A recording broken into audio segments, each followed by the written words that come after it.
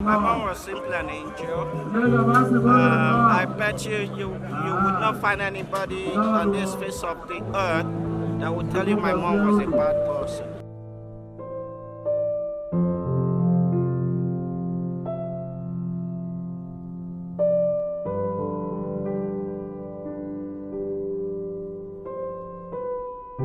We have a lot to be said about the event we are celebrating today, the death and burial of our mother, young Caroline Omalu. Why tell us? Had such a unique, heartful smile and laughter. I honestly believe, not because she's my mother, but just for being a human being, she was an angel. She was a lovely soul. And she's in the heavenly glory with the angels, I strongly believe.